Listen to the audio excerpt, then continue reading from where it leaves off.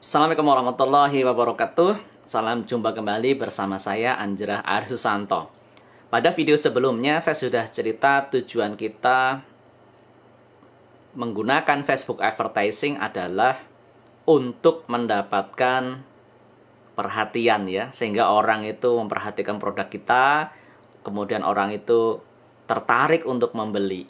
Nah, yang sekarang menjadi pertanyaan adalah bagaimana cara membuat kata-kata, ya, cara menyusun kata-kata supaya orang itu tertarik membeli produk kita.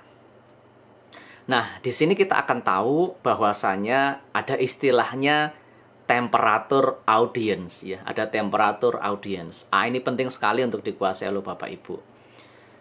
Nah, audience ada 3. Nah, ini bahasanya dibuat secara mudah ya, secara temperatur. Ada audience yang sifatnya masih cold, masih dingin gitu.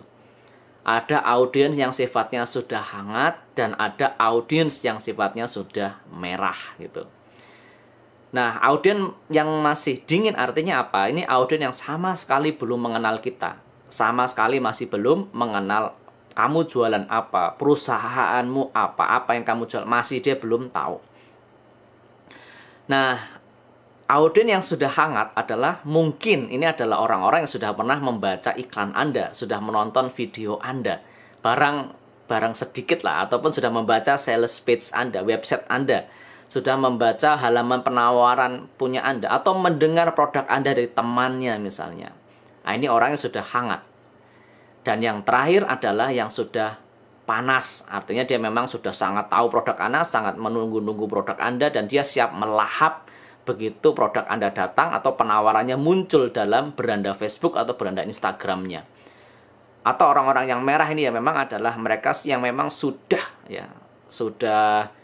betul-betul belanja ya, sudah belanja dan dia pelanggan Anda yang dia tuh siap membeli lagi dan siap membeli lagi. Artinya sudah panas ya untuk membeli.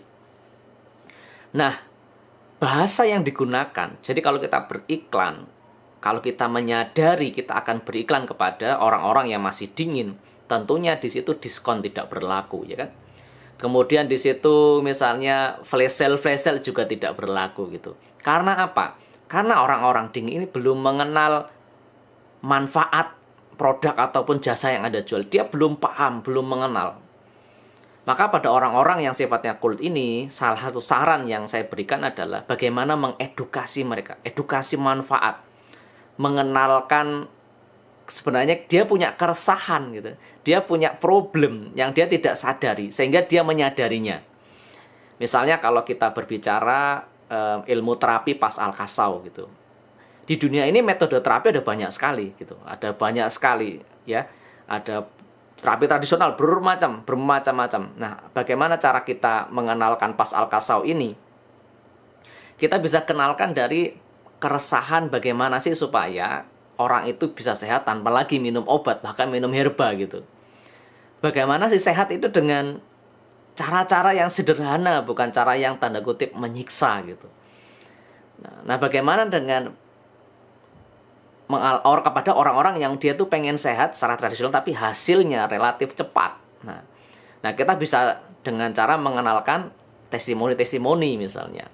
Atau dengan cara mengedukasi bahwasanya pengobatan itu pada dasarnya ada medis, ada non medis gitu. Nah, non medis ini ada pengobatan yang sifatnya kita ya yang non medis ya, ada yang sifatnya harus minum herbal seumur hidup misalnya gitu kan. Atau ada yang memang ya tidak perlu minum herbal. Nah, ya kita mulai mengenalkan yang seperti itu. Dan nanti dimasukkan juga di dalamnya manfaatnya. Kalau Anda mengikuti pelatihan PAS misalnya, manfaatnya adalah belajarnya sekali, manfaatnya bisa seumur hidup gitu. Ada komunitas yang mensupport dengan sangat luar biasa dan ilmunya sederhana, mudah dipraktekkan dari anak bahkan ibu hamil sampai mohon maaf yang sudah lanjut usia. Ilmunya sangat luas manfaatnya, tidak terbatas segmentasinya. Tanpa alat, artinya apa? Ilmu PAS itu bisa diterapkan dimanapun, kapanpun tanpa mikir, waduh saya nggak bawa alatnya, waduh saya nggak bawa herbanya. Nah, ini tidak perlu kalau kita menggunakan metode terapi pas al-kasau. Produk yang lain misalnya dari produk Anda. Misalnya kalau dulu Apple pada waktu awal-awal melaunching ya iPod. Nah, iPod itu kayak semacam alat perekam ya, di sini nanti diisi MP3 ya. Nah, itu iPod ini bagaimana mengenalkan? beliau mengatakan bahwa si Steve Jobs ya, dalam satu alat ini bisa untuk menampung 1 juta lagu misalnya kayak gitu. Jadi bisa mendengar lagu dengan sesuka-sukanya. Tanpa kalau kaset kan paling berapa? 12 lagu. Kalau CD paling juga berapa. Tapi itu bisa diisi dan bisa diganti-ganti dengan apa yang kita mau gitu. Terus banyak lagi cara mengenalkan produk ini.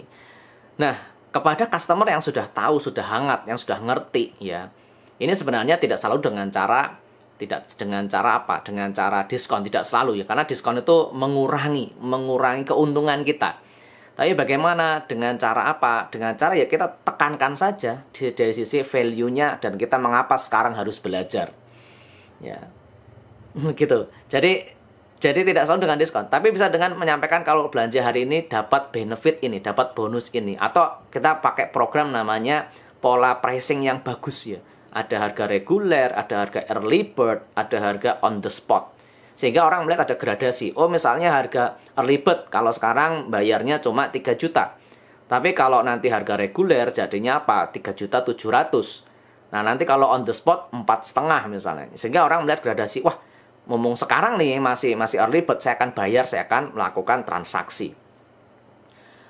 Nah, bagi customer yang sudah hot, ya, customer sudah tahu kualitas kita, dia sudah tahu layanan kita, ya. Dengan kita mengeluarkan harga yang biasa saja itu sebenarnya sudah confident. Tapi kalau Bapak Ibu ingin memberikan benefit dengan adanya, ya, karena memang sudah langganan ya, dengan ada program spesial, sistem poin, misalnya, kalau belanja 2 kali, 3 kali, nanti dikumpulkan bisa untuk kita tuker apalah gitu, merchandise-nya apa gitu. Atau misalnya ketika khusus sudah member ya, kalau sudah member, nanti misalnya berbonus kaos atau bonus apa. Nah, ini disiapkan kelengkapannya yang memang secara harga rasional, secara value masuk dan sesuai dengan produk yang kita jual. Nah, tentu saja dalam kita beriklan kepada kalangan yang pertama ya, kalangan yang memang masih belum mengenal kita, kalangan cold, yang dingin, atau yang warm, ataupun yang panas. Ini dua-duanya kita bisa menggunakan pendekatan, ya pendekatannya cuma ada 2 sih, kalau dalam dunia marketing ya, dalam dunia iklan ya. Pendekatan hard selling ataupun soft selling. Ya, hard selling adalah ya langsung bam beli sekarang ya. Ya memang ini akan bagus ketika orang sudah mengenal produk, paling tidak sudah di warm ya, atau di area one hot gitu misalnya. Ataupun yang kita paling sering gunakan, ini bisa masuk dimanapun, baik di warm ataupun di hot ya, ataupun di cold ya, itu adalah soft selling. Nah, soft selling ini nanti kita akan pelajari lebih jauh. Tapi pada prinsipnya kalau soft selling yang paling banyak saya secara pribadi gunakan yaitu dengan metode storytelling, dengan membuat cerita. Nah, ceritanya bisa dari mana? Ya cerita dari, misalnya kalau kita ngomong produk ya, bisa kita cerita story-nya, story mengapa produk itu ada. Atau dari ingredient, dari isinya itu apa saja, mengapa istimewa. Atau dari cara, kalau masak ya, cara memasaknya, cara mengemasnya. Atau dari sisi benefit, manfaat, kandungannya ada ini, ada ini, ada ini. Dari prosesnya, atau dari memang Anda yang pertama di bidang itu, atau spesialis di bidang itu. Nah, itu bisa digali ya, dibuat cerita gitu, dibuat cerita. Nah, bagaimana sudah ada gambaran ya. Nah, Bapak Ibu mungkin juga sekarang sudah mulai mencermati iklan-iklan Facebook, iklan-iklan Instagram yang lewat di beranda Bapak Ibu. Coba diamati, mana yang sifatnya bahasanya adalah hard selling, mana yang sifatnya soft selling. Kalau hard selling karakternya biasanya dijual cepat, BU, butuh uang. Misalnya, dapatkan sekarang juga. Nah, ini biasanya bahasa-bahasa yang sifatnya hard selling. Ada orang yang senang dengan hard selling karena sifatnya to the point, tapi ada juga yang ngapain saya dijual-juali mulu gitu kan. Nah, lebih senang mereka tuh diajak untuk melakukan experience dulu. Apa sih manfaatnya, kegunaannya, apa pengalaman yang sudah pakai seperti apa. Nah, ini istilahnya perjalanan seseorang menuju membeli itu unik dan berbeda-beda. Kreativitas seorang marketer sangat menentukan ya, sangat menentukan. Nah, juga nanti kerjasama yang baik dengan tim sales ya, supaya lead yang sudah masuk, konversi yang sudah masuk ya, bisa betul-betul menjadi penjualan, menghasilkan profit, keuntungan yang bermakna bagi perusahaan. Terima kasih, itu bahasan yang kedua ya, berkaitan bagaimana merancang kata-kata beriklan, kata-kata penjualan.